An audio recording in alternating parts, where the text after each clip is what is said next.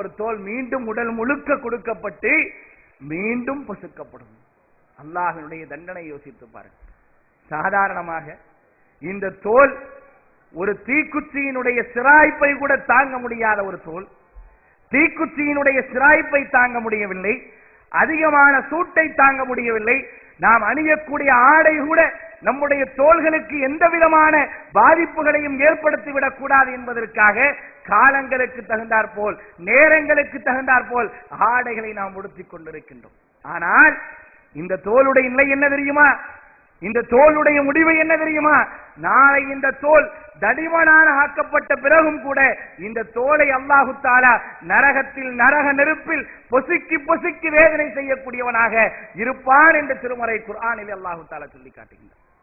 அது மட்டுமா, அதோடு விடப்படுகின்றானா?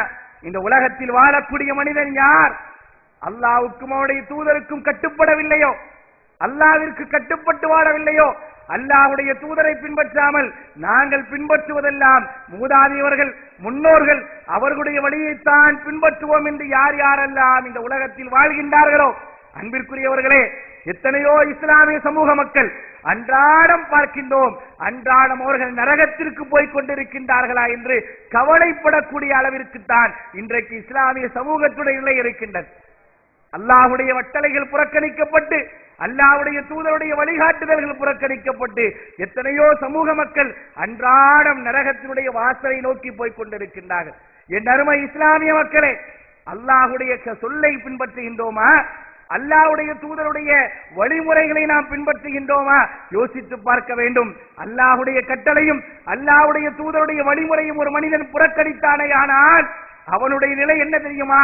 அல்லாஹ் சொல்லி காட்டுகின்றான், யௌம துகல்லபு வுஜூஹுஹும் ஃபின்னார். இந்த முகத்தை அழகுபடுத்துகின்றோம், முகத்தை அழகுபடுத்துகின்றோம். முகத்தை அழகுபடுத்துவதற்காக எத்தனையோ சிரமங்களை எடுக்குகின்றோம். ஒருவன் ஒரு நாளைக்கு அதிகபட்சம் எத்தனை முறை அவனால் அவனுடைய முகத்தை கண்ணாடியிலே பார்க்க முடியுமோ பார்த்துக் கொள்கின்றான். வாகனத்தை ஓட்டி செல்லும் பொழுது தன்னுடைய வாகனத்தில் இருக்கக்கூடிய கண்ணாடியில் முகத்தை பார்த்து செல்கின்றான். எங்காவது வாகனத்திலிருந்து இறங்குகின்றானா, இறங்கிய உடனே அவனுடைய பார்வை அவனுடைய வாகனத்தில் இருக்கக்கூடிய கண்ணாடியின் பக்கம் தான் போகின்றது. என்னுடைய முகம் எப்படி இருக்கின்றது, என்னுடைய தலை எப்படி இருக்கின்றது, அழகாக இருக்கின்றதா? நான் செல்லக்கூடிய இடத்திற்கு சென்றேனே ஆனால் என்னுடைய முகம் அழகாக தெரியுமா என்றெல்லாம் யோசிக்கின்றானே, அந்த மனிதனுடைய நிலை என்ன தெரியுமா? அல்லாஹு தஆலா சொல்லி காட்டுகின்றான், யோம அந்த நாள் துகல்லபு வுஜூஹுஹும் ஃபின்னார். மனிதர்களுடைய முகங்களை அல்லாஹு தஆலா நரகத்திலே போட்டு பொசுக்குவான். யோம துகல்லபு வுஜூஹுஹும் ஃபின்னார். நரகத்திலே மனிதர்களுடைய முகங்கள் பொசுக்கப்படும். அந்த வேதனையை தாங்க முடியாமல், அந்த தண்டனையை தாங்க முடியாமல் துடிப்பான், கதறுவான். அந்த நேரத்திலே சொல்வான், யகூலூன யா வைலித்தனா, யகூலூன யா லைத்தனா அத்தஅனா அல்லாஹ வ அத்தஅனா ரசூலா. என்னுடைய கை சேதமே, எங்களுக்கு நேர்ந்த கை சேதமே, நாங்கள் அல்லாஹ்வுக்கும் அவருடைய தூதருக்கும் கட்டுப்பட்டு இருக்க கூடாதா? வேதனையை தாங்க முடியாமல், அந்த வேதனையை தாங்க முடியாமல் முகங்கள் அப்படியே பொசுக்கப்பட்டதையானால் சூரியனுடைய உஷ்ணத்திலே 2 நிமிடம் நம்மால் நம்முடைய முகத்தை காட்ட முடியுமா? வெயில் அடிக்கக்கூடிய பகுதியிலே சூரியன் எங்கோ இருக்கின்றது, நம்முடைய வீட்டினுடைய ஜன்னல் வழியாக வரக்கூடிய அந்த வெயிலுடைய உஷ்ணத்தில் நம்முடைய முகத்தை காண்பிப்போமா? தாங்க முடியாது. ஆனால் இந்த முகம், யோசித்து பாருங்கள், இந்த முகம் நாளை மறுமை நாளிலே அல்லாஹ்வுக்கும் அவருடைய தூதருக்கும் கட்டுப்படாத ஒரே காரணத்திற்காக போட்டு பொசுக்கப்பட்டதையானால் யௌம துகல்லபு வுஜூஹுஹும் ஃபின்னார் யகூலூன யா லைத்தனா அத்தஅனா அல்லாஹ வ அத்தஅனா ரசூலா. நாங்கள் அல்லாஹ்வுக்கும் அவருடைய தூதருக்கும் கட்டுப்பட்டு இருக்க கூடாதா? வகாலு, அங்கே சொல்வார்கள், இங்கே சொல்லுவதை எல்லாம் விட்டுவிட்டு நாங்கள் அல்லாஹ்வுக்கும் தூதருக்கும் நாங்கள் இங்கே கட்டுப்பட்டோம் என்பதை எல்லாம் சொல்லிவிட்டு அங்கே சொல்வார்கள், ரப்பனா இன்னா அத்தஅனா சாதத்தனா வ குபரானா ஃபஅதல்லூன ஸபீலா. யா அல்லாஹ், நாங்கள் அல்லாஹ்வுக்கு கட்டுப்படவில்லையே, அல்லாஹ்வுடைய தூதருக்கு கட்டுப்படவில்லையே, எங்களுடைய தலைவர்களுக்கும் எங்களுடைய மூதாதையர்களுக்கும் கட்டுப்பட்டதின் காரணமாக அவர்கள் வழிகெடுத்து விட்டார்கள். அந்த வழிகேட்டுடைய வெளிப்பாடை நாங்கள் அனுபவித்துக் கொண்டிருக்கின்றோமே, எங்களால் தாங்க முடியாத ஒரு வேதனையாக இருக்கின்றன என்று அவர்கள் அல்லாஹ்வுடைய வேதனையை தாங்க முடியாமல் யாரெல்லாம் அல்லாஹ்வையும் அவருடைய தூதரையும் புறக்கணித்தார்களோ புலம்புவார்கள், சொல்வார்கள், யா அல்லாஹ் எங்களை வழிகெடுத்தார்களே ஆத்தியும் லஃபைனி மினல் அதாப், எங்களுக்கு தரக்கூடிய இந்த வேதனை போன்று 2 மடங்கு தான். எங்களுக்கு இப்பொழுது வேதனை தந்து கொண்டிருக்கின்றாயே, எங்களை வழிகெடுத்த ஒரு கூட்டம் இருக்கின்றது, அந்த கூட்டத்திற்கு 2 மடங்கு வேதனை தா, நாங்கள் அனுபவிப்பதை போன்ற தண்டனையை அவர்களும் அனுபவிக்க வேண்டும் என்றெல்லாம் அல்லாஹ்விடத்திலே அந்த வேதனையிலே புலம்புவார்கள் என்பதை திருமறை குர்ஆன் நமக்கு சொல்லி காட்டுகின்றது. யோசித்து பாருங்கள். அல்லாஹ்வை மறுத்தவன் தோள்கள் முழுக்க பொசுக்கப்பட்டு வேதனை செய்யப்படுகின்றான். அல்லாஹ்வுக்கும் அவருடைய தூதருக்கும் கட்டுப்படாதவன் முகத்தை அப்படியே அல்லாஹு தஆலா நெருப்பில் போட்டு வாட்டுகின்றான். அதோடு விட்டுறானா? அதோடு விட்டு விடுகின்றானா?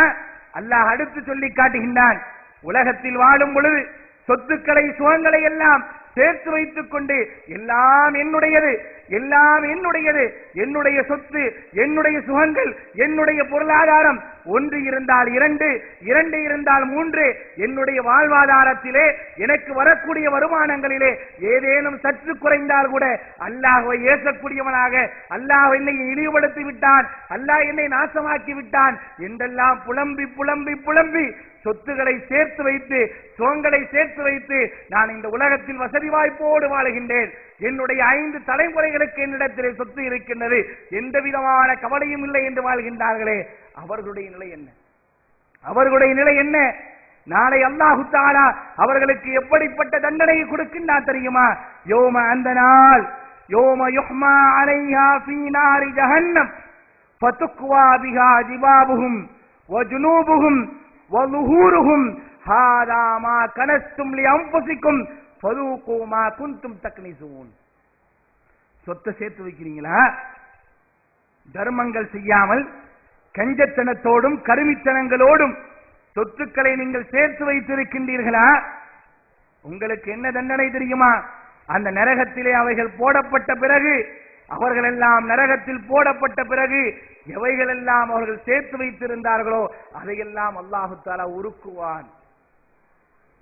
சேர்த்து வைத்திருந்தவைகள் எல்லாம் நரக நெருப்பால் உருக்கப்பட்டு இவர்களும் நரகத்தில் போடப்பட்டு ஃபதுக்வா பிஹா ஜிபாபுஹும் வஜுனூபுஹும் வதுஹூருஹும், தலையிலும் முதுகுப்புறத்திலும் முகங்களிலும் சூடு போடப்படும். ஏற்கனவே நரகத்தில், அந்த நரகத்தில் கிடப்பதோடு எல்லாம் சேர்த்து உருக்கப்பட்டு நமக்கு சூடிடப்பட்டதையானால் அல்லாஹ் காப்பாற்ற வேண்டும். ஒரு மனிதனுக்கு சூடிடப்பட்டதையானால் அவனுடைய நிலை எப்படி இருக்கும் என்பதை யோசித்து பாருங்கள். சூடிடுவதற்காகவே ஏற்படுத்தப்படக்கூடியவை. முகங்களில் சூடு, தலைகளிலே சூடு, முதுகுப்புறங்களிலே சூடு. எப்படி சூடு போடப்படும் தெரியுமா? வெறுமனே சூடு போடப்படாது. ஹாதா மா கனஸ்தும் லிஅன்ஃபுசிக்கும், இதைத்தான் சேர்த்து வைத்திருந்தாயே, இதுதான் உனக்கு, எனக்கு என்று சேர்த்து வைத்திருந்தாயே, அதுதான் இது என்று அல்லாஹு தஆலா, அதுதான் இது என்று சொல்லி வேதனை செய்யப்படும். சும்மா வேதனை செய்யறது இல்லைங்க. அல்லாஹ் தண்டனை கொடுத்தானேயானால் என்ன காரணத்திற்காக தண்டனை தரப்படுகின்றது என்பதை தெளிவாக சொல்லி அல்லாஹு தஆலா வேதனை செய்வார். ஃபதூகு மா குன்தும் தக்னிசூன், நீங்கள் அனுபவியுங்கள், இந்த வேதனை நீங்கள் அனுபவித்துதான் ஆக வேண்டும். காரணம் என்ன?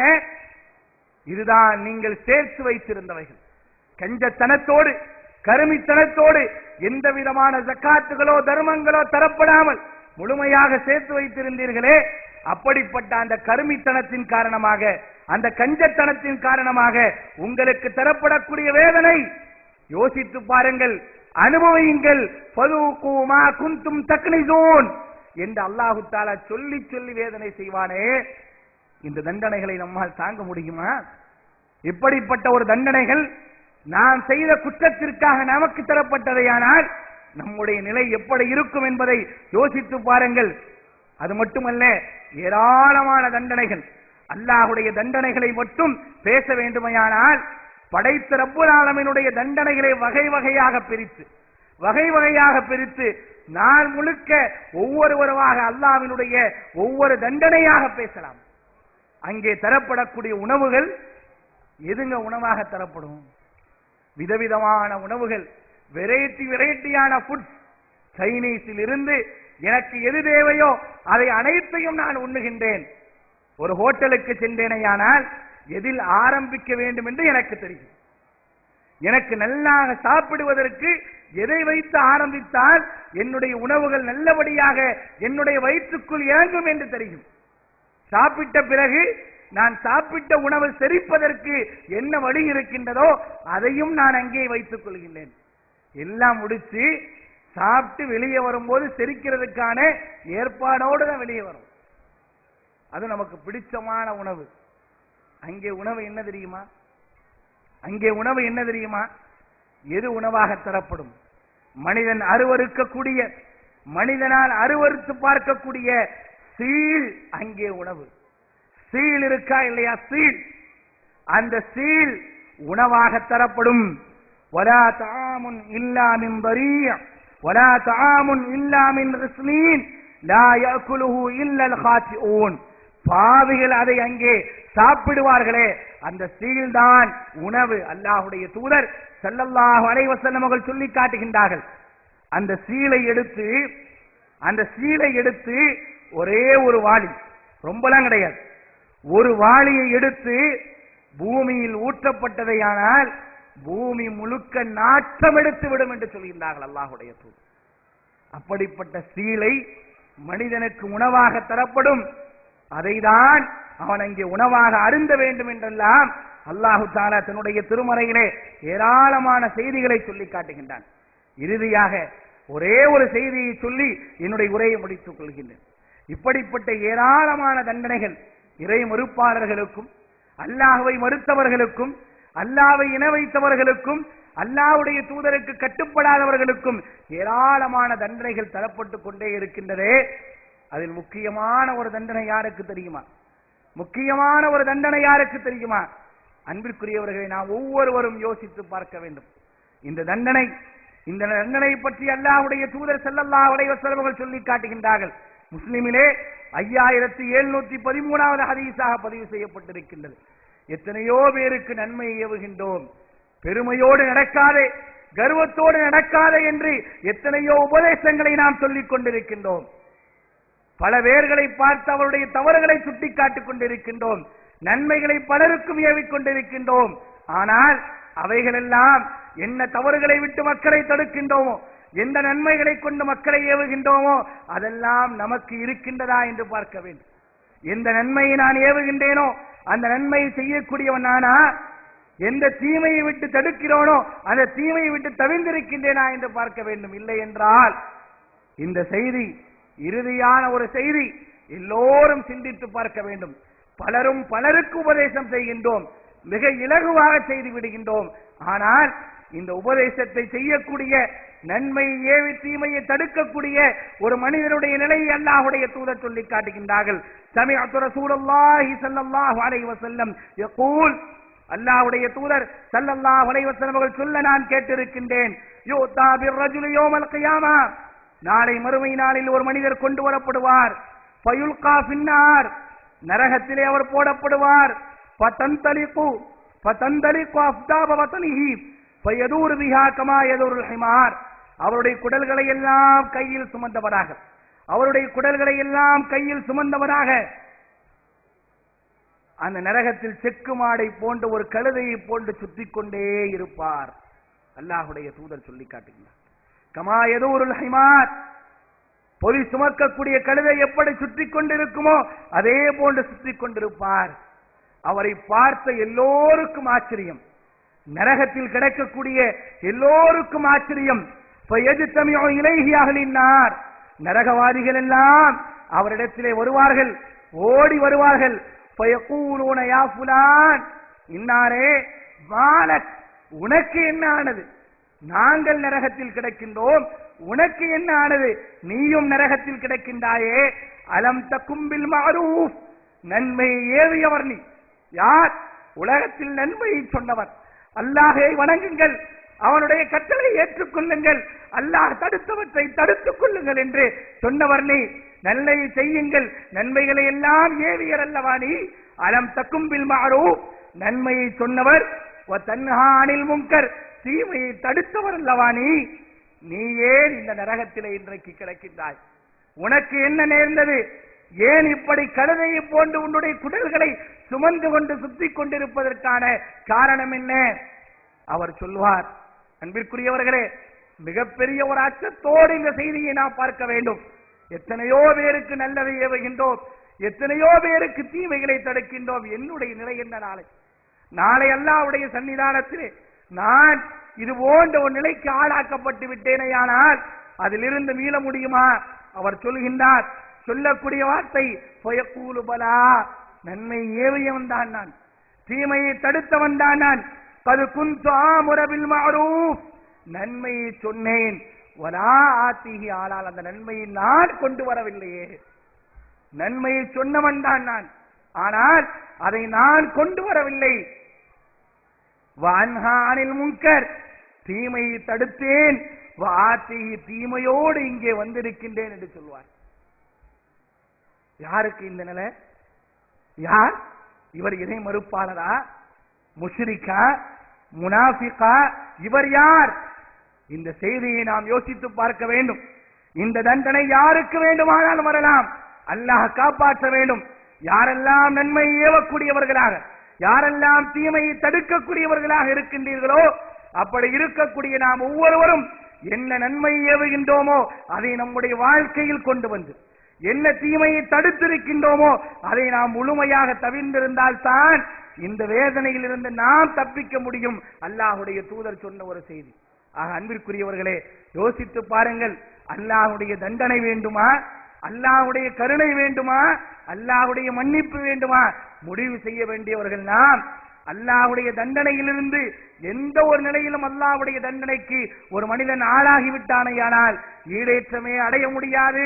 ஹும் ஃபீஹா காலிதூன், நிரந்தர தண்டனையாக ஆகிவிடும்.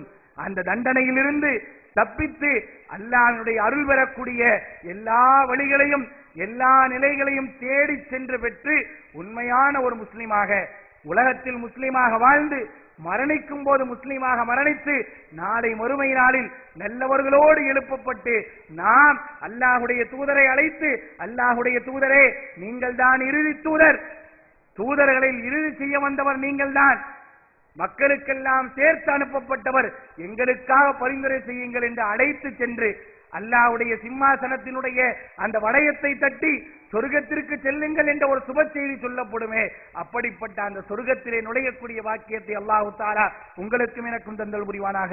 வஆஹிரு தஅவானா அனில் ஹம்துலில்லாஹி ரப்பில் ஆலமீன். வஸ்ஸலாமு அலைக்கும் வரஹ்மத்துல்லாஹி